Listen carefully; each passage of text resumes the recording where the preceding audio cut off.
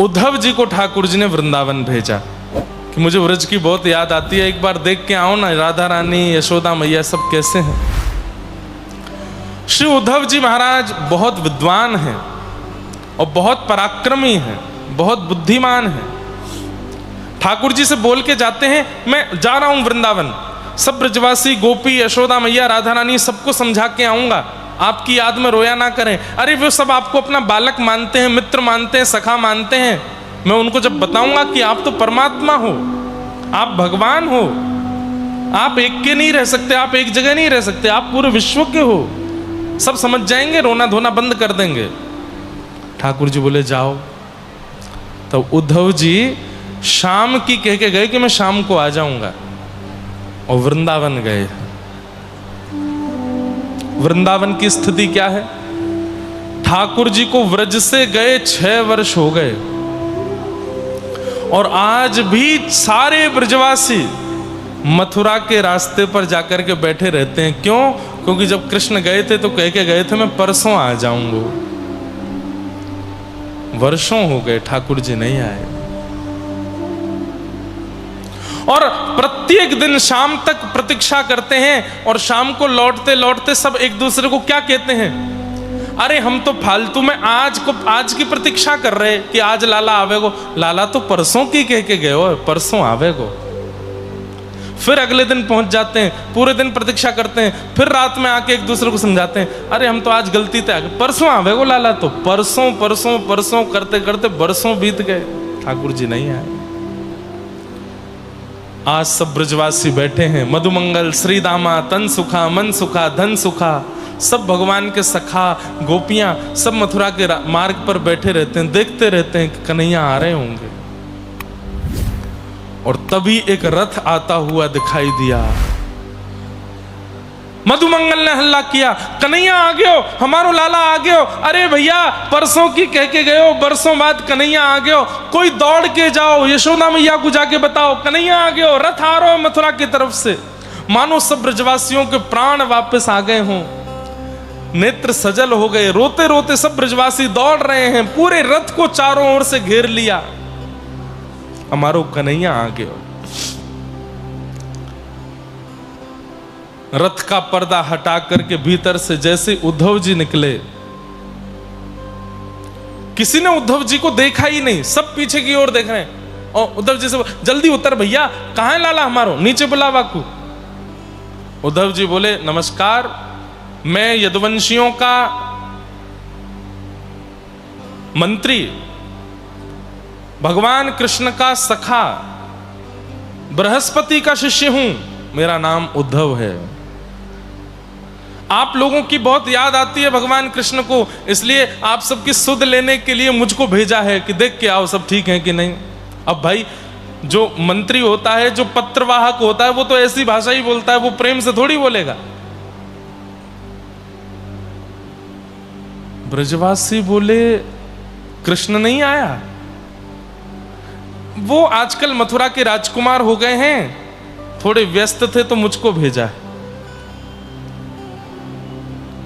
ब्रजवासी बोले वारे कन्हैया, ऐसो प्रेम कियो हमने, परसों की कह के गयो, बरसों तक आयो नहीं, और बरसों बाद याद आई तो स्वयं नहीं आया, अपनो सखा भेज दियो।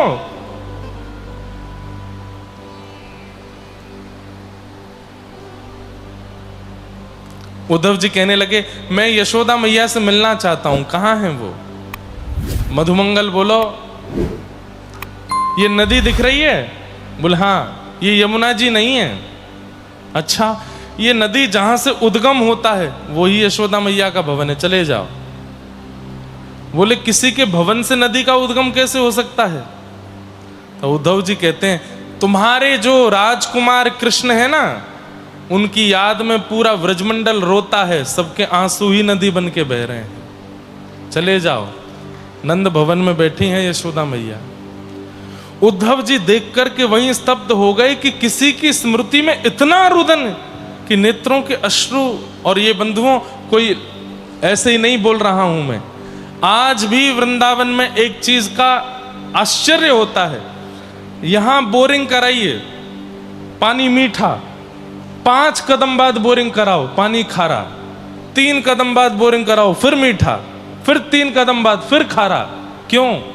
तो हमारे व्रज के लोग कहते हैं जो मीठा पानी है वो यमुना जी है, और किसी भी नदी के तट पर पानी खारा नहीं होता, मीठा ही होता है। लेकिन हमारे वृंदावन में यमुना जी के तट पर भी खारा पानी आ जाता है। तो कहते हैं ये व्रजवासियों के आंसू हैं जो कृष्ण विरह में रोए हैं, ठाकुर जी की याद में रोए हैं। उद्धव जी महाराज यशोदा मैया से मिले, नंद बाबा से मिले। उद्धव जी ज्ञानी थे, लेकिन ये प्रेम उन्होंने पहले कभी नहीं देखा था। इन सब ब्रजवासियों की स्थिति देख करके उद्धव जी को आश्चर्य हुआ कि कोई इतना प्रेम कर सकता है। 6 वर्ष हो गए हैं, लेकिन आज भी ब्रजवासी वृक्षों से बात करते हैं। ठाकुर जी के चरण चिन्ह आज तक संजो करके रखे हैं।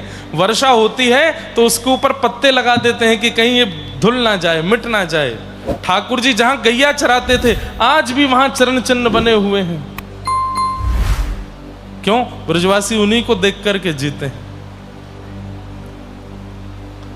उद्धव जी महाराज गोपियों के पास गए। सब गोपियां किशोरी जी से बात कर रही हैं। सब गोपियां बता रही हैं मोकू तो सपने में दिखें, मोकू तो सपने में आए कि ऐसे करें कन्हैया। किसी गोपी ने कहा हे किशोरी जी आपके स्वप्न में कृष्ण नहीं आते? तो श्री राधा रानी कहती हैं तुम सब सौभाग्यशाली हो कि रात्रि में तुमको नींद आती है और तुम स्वप्न देखती हो। मैं तो जिस दिन से कन्हैया गए सोई नहीं हूं, नींद चली गई मेरी, नींद नहीं आती तो स्वप्न कैसे देखूं। उद्धव जी दूर खड़े खड़े सब सुन रहे हैं।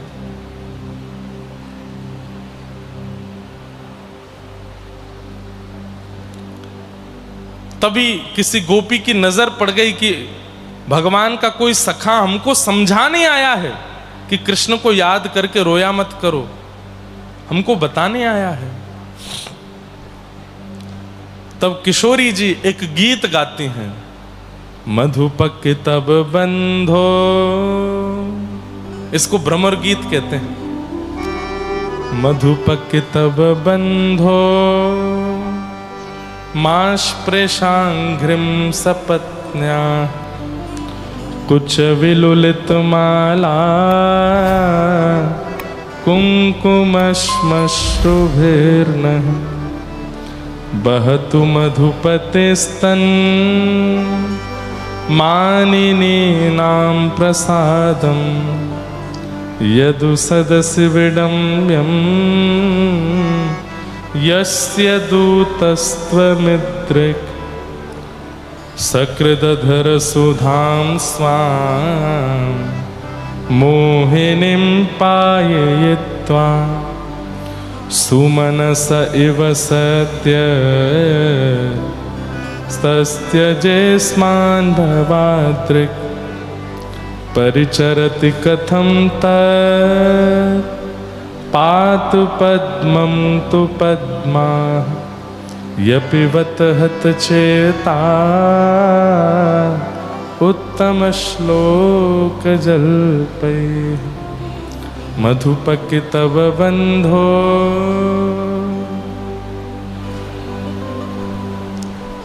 भ्रमर गीत गाया, बहुत सुंदर है। और उद्धव जी महाराज से कह रहे हैं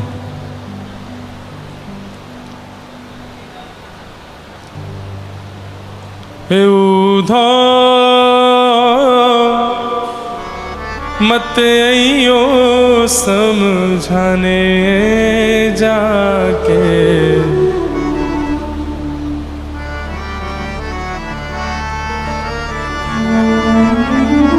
उद्धव जी समझा रहे हैं और सब गोपियां उद्धव जी से कह रहे हैं जाए बसे हैं दूर बिरज से, भेजते हैं संदेशा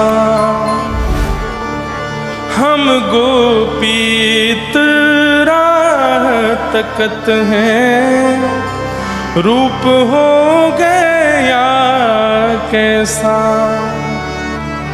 पथराई मैया की अखियां दर्शन उसका पाने जाके कांटा लगे सो ही जाने। हे उद्धव मत यूं समझाने जाके कांटा लगे सो ही जाने, जाके कांटा लगे सो ही जाने। श्री उद्धव जी महाराज को गोपियां कह रही हैं, उद्धव तू हमें समझाने आया है? किस लिए समझाने आया है?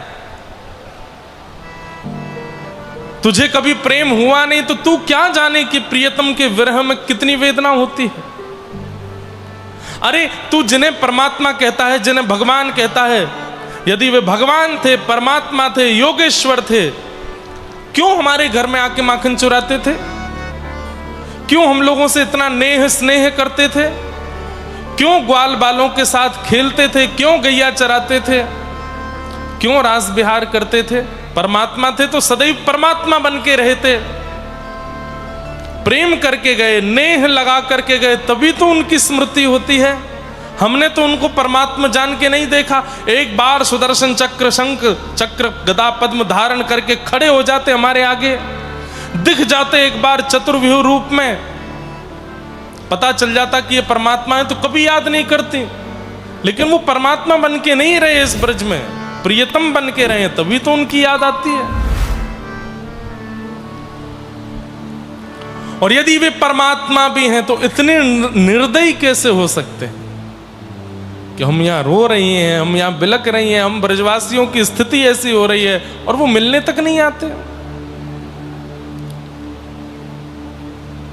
उद्धव जी महाराज के समस्त ज्ञान का ऐसा उत्तर गोपियों ने और श्री किशोरी जी ने दिया, उद्धव जी स्तब्ध रह गए। और बंधुओं, आश्चर्य की बात, शाम को लौट आऊंगा ये वचन भगवान को देकर के आए थे उद्धव जी।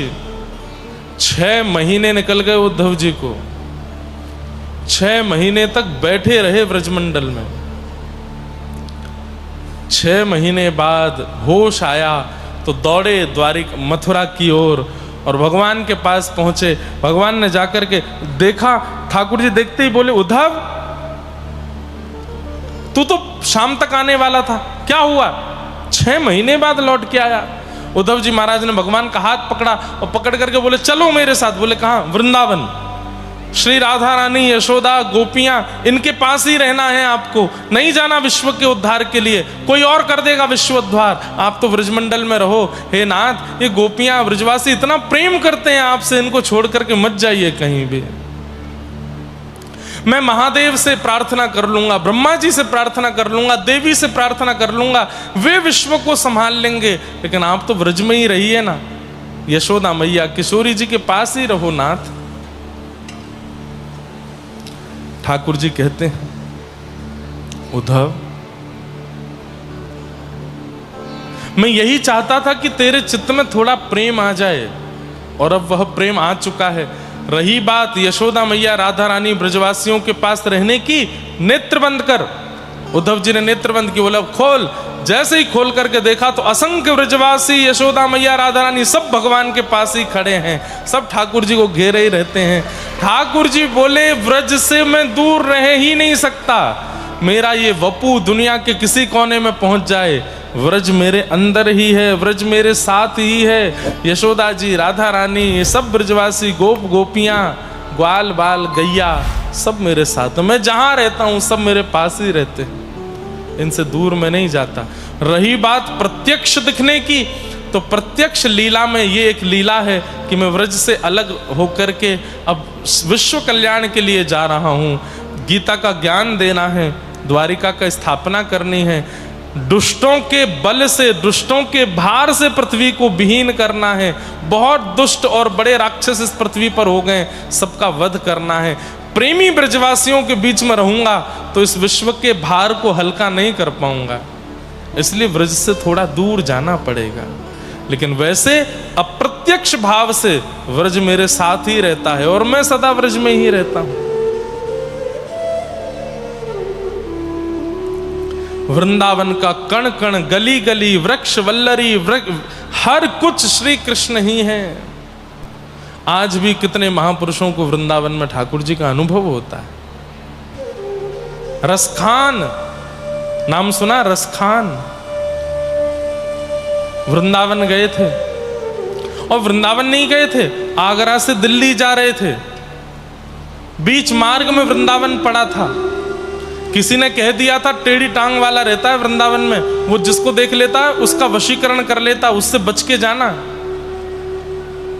इतने बड़े राजा का मंत्री रसखान जैसे ही वृंदावन से निकलता है, सब सेना को कह देता है सावधानी से चलना। मैंने सुना कोई टेढ़ी टांग वाला बालक रहता है यहां वृंदावन में, वो दिख जाए तो घोड़े भगा देना, उसके नेत्रों में मत बस जाना।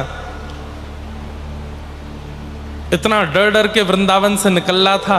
थोड़ी देर में क्या देखता है, एक गली में रसखान और सारी सेना प्रवेश करती है, लेकिन गली से जैसे ही बाहर आए तो अकेला रसखान रह गया, सेना थी ही नहीं। रसखान घबरा गया, पूरी सेना कहां चली गई?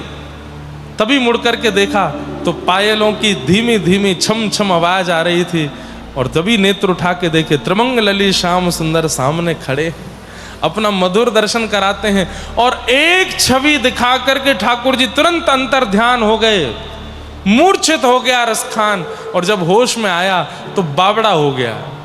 अब तो बस ढूंढ रहा है पूरे वृंदावन में, कहां है वो सुंदर श्याम, कहां है वो छवि जो मैंने देखी थी, जिनके कमल जैसे नेत्र थे, कमल जैसी मुस्कान थी, ऐसा सुंदर नील सरोवर जैसा अंग था, कहां है वो? महीनों बीत गए, रसखान को घूमते घूमते ठाकुर जी नहीं मिले। किसी ने कहा यमुना जल स्नान किया करो, मिल जाएंगे, तो यमुना जी स्नान करते हैं। किसी ने कहा गले में कंठी तुलसी माला पहनो, ठाकुर जी मिल जाएंगे, तो तुलसियों की माला पहन के घूमते हैं। जो जैसा उपाय बता देता है सब करते हैं, और रसखान केवल ठाकुर जी को ढूंढते रहते हैं।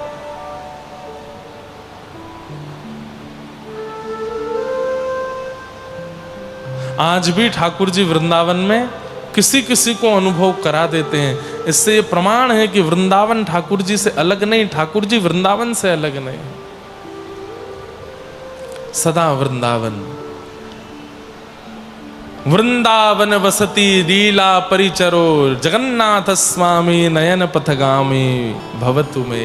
ये बैठे भले ही नीलाचल धाम में हो, पर ये सदैव वृंदावन वासी हैं। वृंदावन का त्याग ठाकुर जी कभी नहीं करते, इतना ठाकुर जी को वृंदावन प्रिय।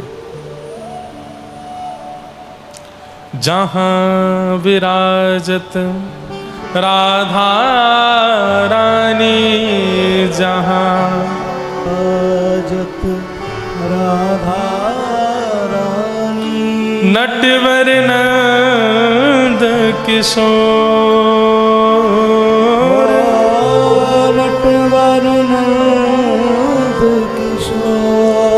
चलो मन वृंदावन की ओर, चलो मन वृंदावन की ओर, चलो मन वृंदावन की ओर, चलो सब लोग का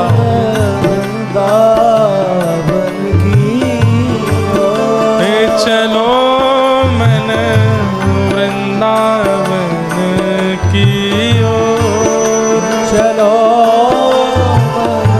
वृंदावन की ओर, जहां विराजत राधा रानी, जहां विराजत राधा रानी, जहां विराजत राधा रानी, जहां विराजत राधा रानी, हे नटवर नंद किशोर, नटवर नंद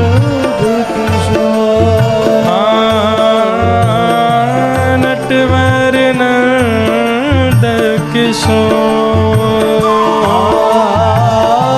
नटवर नंद किशोर चलो मन वृंदावन की ओर। चलो मन वृंदावन की ओर। चलो मन वृंदावन की ओर। चलो वृंदावन की ओर। जय हो।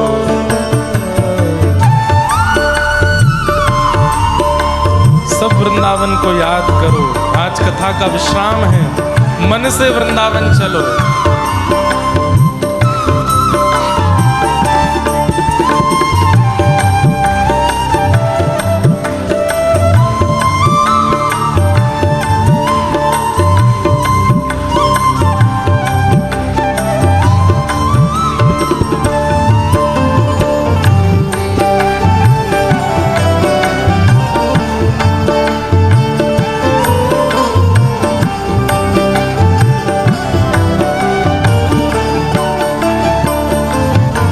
ओ वृंदावन में यमुना किनारा,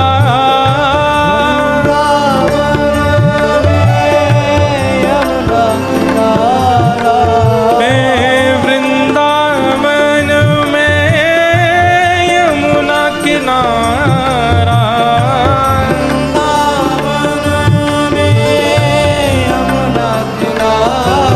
जहाँ नाचत नंद किशोर। ओ नाचत ओ जहाँ निर्तत नंद किशोर। ओ निर्तत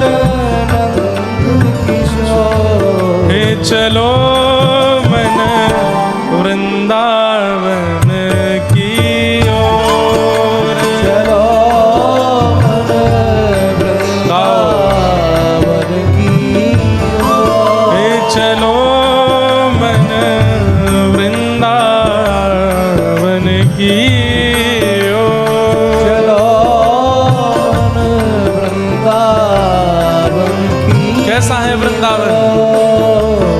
ओ घर घर तुलसी ठाकुर सेवा, ठाकुर सेवा। घर घर तुलसी ठाकुर सेवा,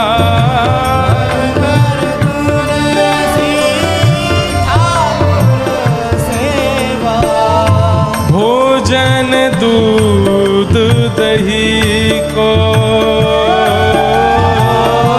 भोजन दूध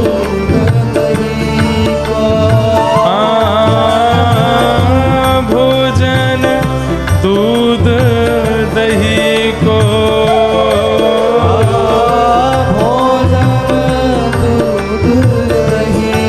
हे चलो मन वृंदावन की ओर। चलो वृंदावन की ओर। हे चलो मन वृंदावन की ओर। चलो वृंदावन की ओर। वृंदावन की ओर चलो मन, वृंदावन की वृंदावन की ओर ओर चलो। चलो मन, वृंदावन की ओर चलो। चलो मन वृंदावन की ओर। चलो वृंदावन की ओर। हे चलो मन वृंदावन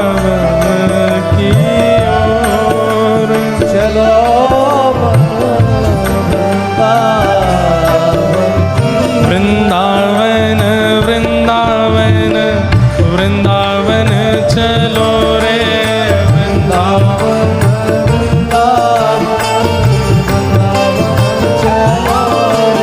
वृंदावन वृंदावन वृंदावन चलो रे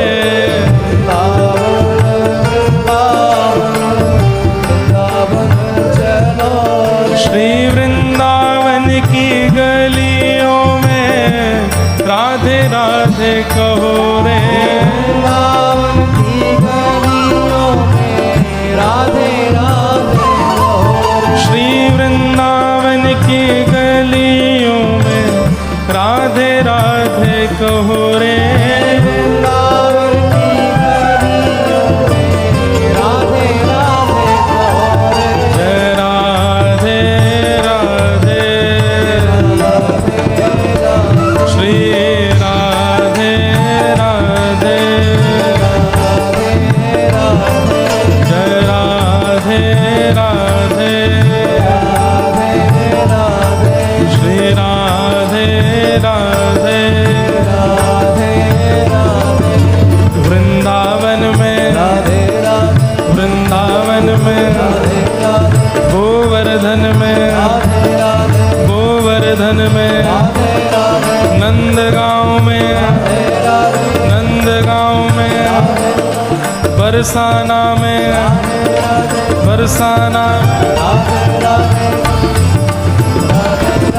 वृंदावन में वृंदावन में यमुना जी में सब मिल बोले जय राधे राधे जय राधे राधे जय राधे राधे श्री राधे राधे हे वृंदावन में वृंदावन में वृंदावन में नंदगांव में यमुना जी में गोवर्धन में जतिपुरा में जगन्नाथ में पुरी के बोले जय राधे राधे जय राधे राधे जय राधे राधे श्री राधे राधे जय राधे राधे जय राधे राधे श्री राधे राधे जय राधे राधे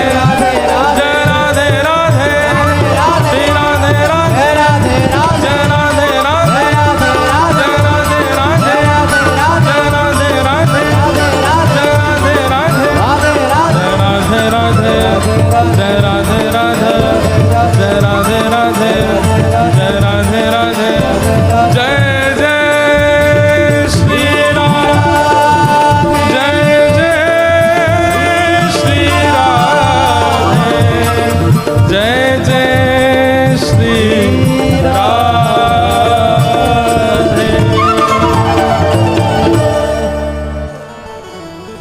जहाँ विराजत राधा रानी जहाँ विराजत राधा रानी नटवर नंद किशोर नटवर नंद किशोर चलो मन वृंदावन की ओर चलो मन वृंदावन की ओर। श्री वृंदावन धाम की जय। उद्धव जी महाराज वृंदावन से लौट करके आए। ठाकुर जी ने उन्हें हृदय से लगाया और बताया कि मैं सदा वृंदावन में ही रहता हूं। ये तो लीला के लिए मैं कुछ बाहर जा रहा हूं, नहीं तो वृंदावन मुझसे अलग नहीं, वृंदावन में ही हूं, मेरा ही अंग है। 17 बार मथुरा पर चढ़ाई की जरासंध ने, 18वीं बार रण छोड़ करके भगवान बलदाऊ जी के साथ में विराजमान हुए। जिस नगरी में नाम हुआ उसका द्वारिका। बोलो द्वारिकाधीश की। विश्वकर्मा के द्वारा भगवान ने इस नगरी का निर्माण कराया। द्वारिका में आए भगवान। देवक राजा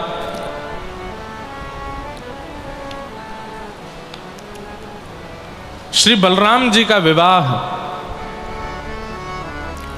रेवत राजा की पौत्री रेवती के साथ में हुआ। भगवान के विवाह की बारी आई तो भीष्मक राजा हैं, उनकी पुत्री का नाम रुक्मणी, जो कि साक्षात लक्ष्मी ही रुक्मणी जी के रूप में आई हैं। रुक्मणी जी को श्री नारद जी महाराज खूब भगवान की मधुर मधुर लीला कथाएं सुनाते। उनसे प्रसन्न होकर के उन्हीं से मन में भाव आ गया कि अब तो ठाकुर जी का वर्ण करना है। तब रुक्मणी जी ने भगवान को एक पत्र लिखा। श्रुत्वा गुणान् भुवन सुंदर बताते निर्विश्य कर्ण विवरै हरतोंगतापम्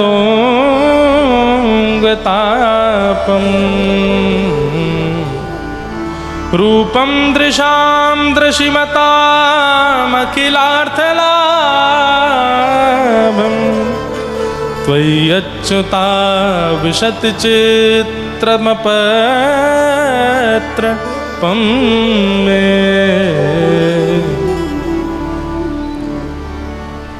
रुक्मणी जी ने भगवान को पत्र लिखा और पत्र में ठाकुर जी को अपने मन के सारे भाव बताए कि हे नाथ, मैंने आपको देखा नहीं है, केवल सुना है, और सुनकर को आपको अपने पति रूप में वर्ण कर लिया है।